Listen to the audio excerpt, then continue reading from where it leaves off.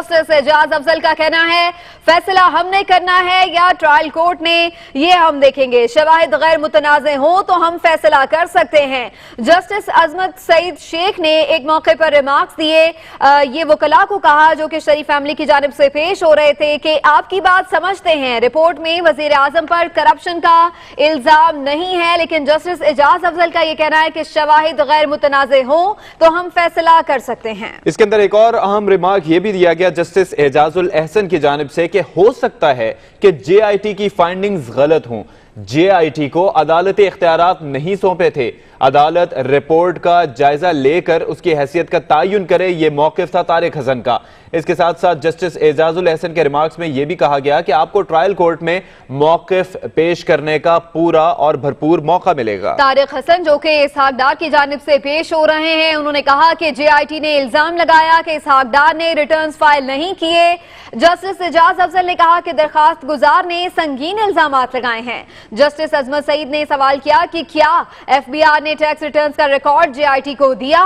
FBR तो इसहाक डार की वजारत से मुतालिका है। तो इस हवाले से जो मुख्तलिफ बयानात सामने आए हैं, वो जरा की जानिब से भी उनका यह कहना है कि शाम को वो रिकॉर्ड प्रोवाइड कर दिया गया था, लेकिन JIT ने उसे अपनी रिपोर्ट का हिस्सा नहीं बनाया। अदील वड़ाइच हमारे साथ मौजूद हैं, उनसे जानते हैं कि समाअत कहां तक पहुंची। बताइएगा अदील वड़ाइच, सुबह से आप रिपोर्ट कर रहे हैं और ये ख्वाजा हारिस साहब के दलाइल मुकम्मल हो गए, सलमान अकरम राजा ने भी गुफ्तगू की, इस वक्त तारिक हसन के दलाइल क्या जारी हैं?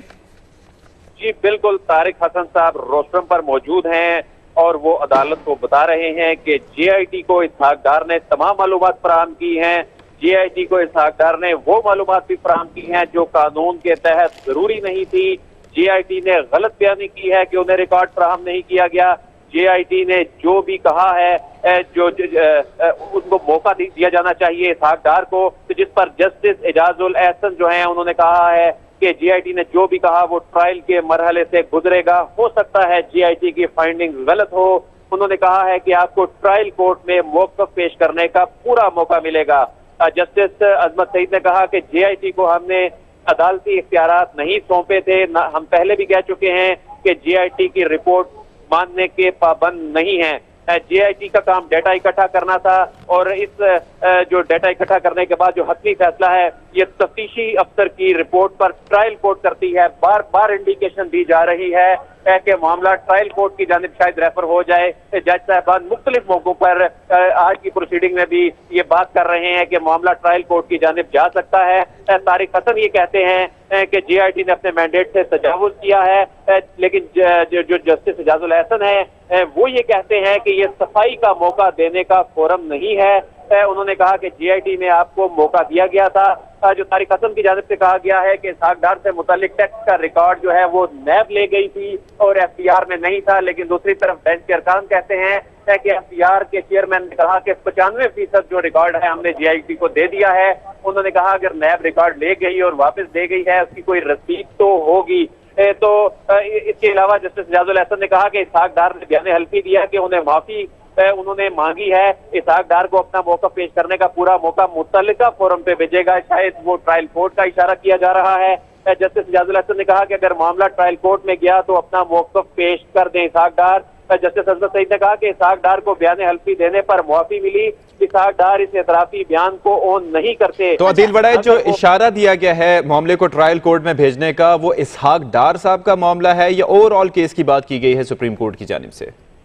जी कल से तीनों जज साहिबान की जानिब से जो बात की जा रही है वो ओवरऑल केस को ट्रायल कोर्ट पर की जानिब रेफर करने की बात की जा रही है और माहिरीन ये कह रहे हैं कि ये ट्रायल कोर्ट जो है ये एहतसाब अदालत है, जो रेलेवेंट फोरम है ये एहतसाब अदालत माहिरीन के मुताबिक बनता है। और जो JIT की रिपोर्ट में भी रेफर किया गया है सेक्शन 9 का हवाला देते हुए, उसमें भी ये कहा गया है कि JIT सिफारिश करती है। लेकिन आज जो वकील थे प्राइम मिनिस्टर के, उन्होंने कहा कि ये रेफरेंस भी उसी सूरत में ट्रायल कोर्ट भेजा जा सकता है जब ठोस सबूत हो, जबकि वजीर आजम से मुतल्लिक तो कोई ऐसे सबूत मौजूद ही नहीं है जिससे मलकियत साबित होती हो या कोई करप्शन का चार्ज हो। इसलिए उन्होंने मुखालफत की कि वजीर आजम का केस जो है वो ट्रायल कोर्ट इसलिए नहीं भेजा जा सकता क्योंकि सेक्शन 9 की जो झैली शिक 5 है उसका इतलाक वजीर आजम पर होता ही नहीं है। ठीक है, शुक्रिया आपका।